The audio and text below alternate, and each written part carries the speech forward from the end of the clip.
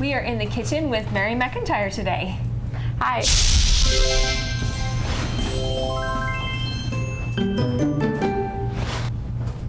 I'm so excited to have Mary in the kitchen today. So you just wrote a new cookbook. Tell me a little bit about this cookbook. So it's called Savor, Stories of Community, Culture, and Food. And it's a collaborative effort between myself and another author who isn't here today, Harrington. Okay. And it started when we were students at the University of Utah. We took a class called Eating for Health, Justice, and Sustainability. And we were looking at the global food system, how people eat worldwide, how food production works, all of that sort of thing. And a big part of the class was looking at food access. So in the United States, there's a big issue with lower income communities not having access to fresh fruits, vegetables, non-junk food, that sort of stuff. So that's how this came about. Yeah. What makes it unique compared to other cookbooks? Well, we actually don't really like to call it a cookbook because for us it's a lot more about the stories behind the recipes and how the people came to live in Glendale. So we have people from 12 different countries in the book, over 15 recipes, so it's pretty diverse. And in Glendale as a community, there are 20 different languages spoken. There are people from 80 different countries. So it's just this like amazing little microcosm of diversity in Salt Lake. So how many recipes do you think are in the cookbook? So there are 15 in there, and 15 profile pieces about the people that have brought their recipes to the kitchen. So one of them is from Mi-sun, who's here with us today. She's from Thailand. Hello. How are you? Good. Good. And so what are we making today? Today I make green curry and noodle. Okay, perfect. So tell me a little bit what goes into this. So we have rice noodle. Yes. And pepper. Yeah. And noodle. And this Carrot. and long bean chicken. Lots of coconut milk. Yeah. You can't have it without coconut milk. Yeah.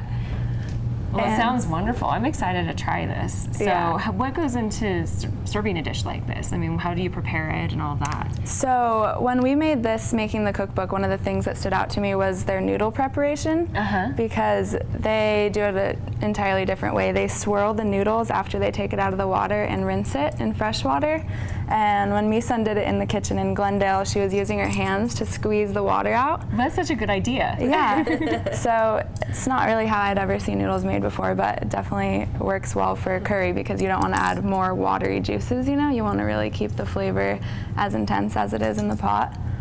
So yeah, Mi-sun has been here for 8 years now, and we met her in the community kitchen at Glendale. Okay. So that's how we got connected with everyone in the book, actually. So as part of our class at the University of Utah, we had to do community engaged learning. So myself and Kate met a woman named Carrie Taddy who works at the Glendale Community Learning Center, and she connected us with everyone in the kitchen. So we spent about 6 months going to the kitchen once a week and observing cooking, taking notes, asking people about their past, how they came to live in Glendale. So that is a labor of love from the past 2 years. So what has been your favorite recipe, do you think, or if you have one? I would say either this one, because I just love Thai food, always, or maybe the falafel. We have a guy from Palestine who made falafel for us, and it's just amazing. It's really, really good. And I love this idea because there's so many people out there that want to taste food from other countries, but they don't know where to find a recipe. Yeah. So now you can get it from people that are actually from the country, that are native, and actually have really good recipes. Yeah, exactly. So that was kind of our hope with the book, was just to inspire people to try new flavors, try new recipes. And I mean, these, like Mi-sun lives in Salt Lake. All of the things that you need are here. It's not like all of these foreign ingredients from Thailand that you can't get, you know? So. And it's from a recipe from Thailand. Yeah, exactly. So is there can we try it today, or do we still need a little bit of time to prepare and we can try it at the end of the show, or how are we going to do this? I think, how much longer does it cook? Maybe almost done. Almost done. It's boiling, so you need to boil the coconut milk with all the veggies. Is that what we're doing, or? Yeah. Well, it looks fantastic. Looks like there's carrots, green beans, veggies, and a bunch of coconut milk. Yeah, it's really good.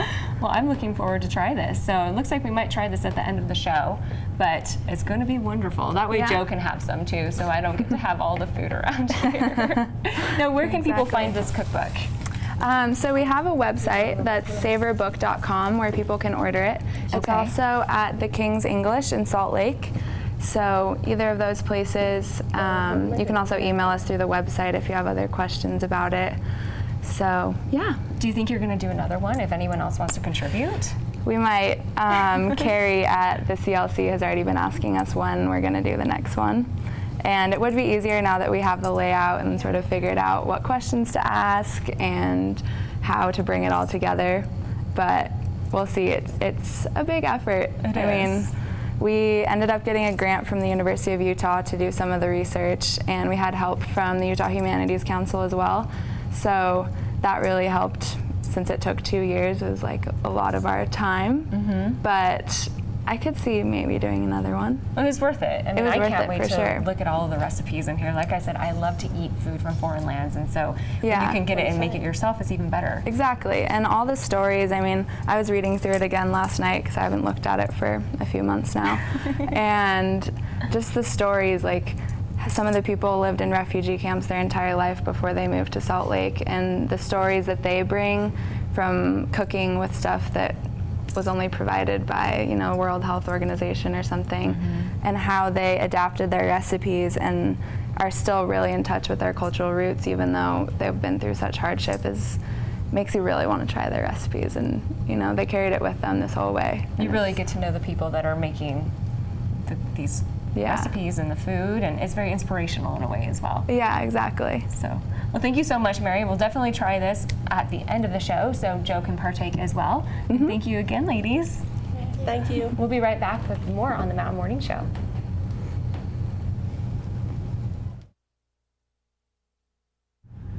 We are back in the kitchen. Meal is done and ready. So tell me a little bit, what are we going to eat, Mary?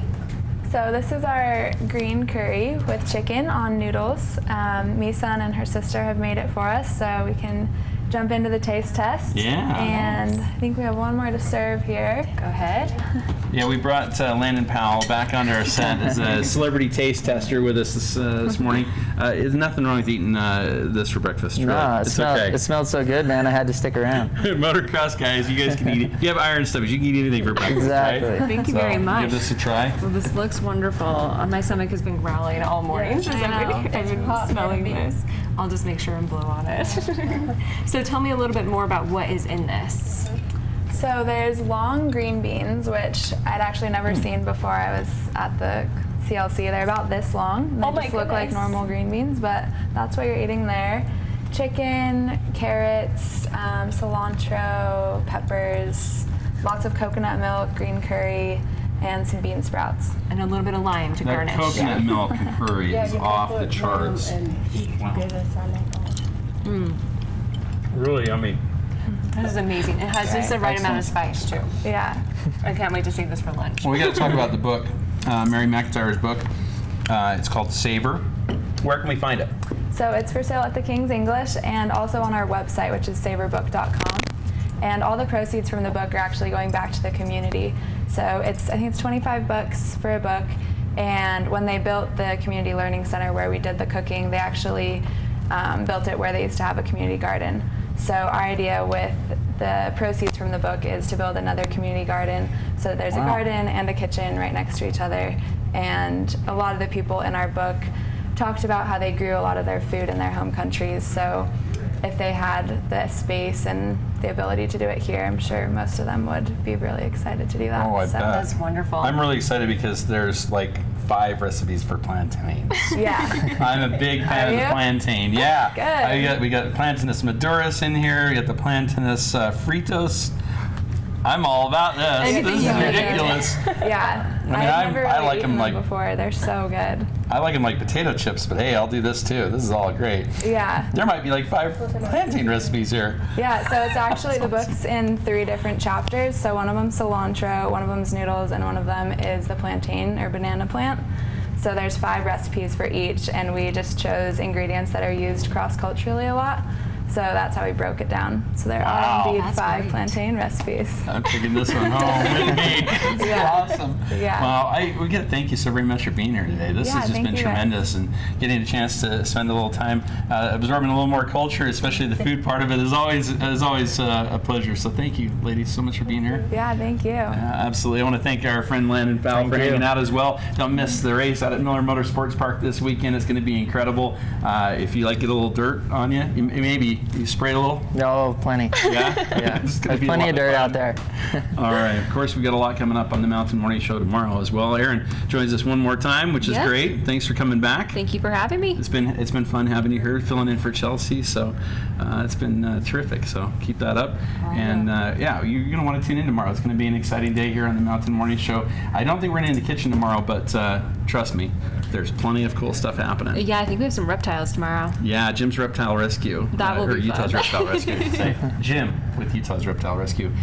It's always like scary. It's a snake or something. Oh goodness. I'm glad I came today. Not Yeah, I was gonna say right. We'll see you tomorrow right here on the Mountain Morning Show from 7 to 11. Till then, have a great day.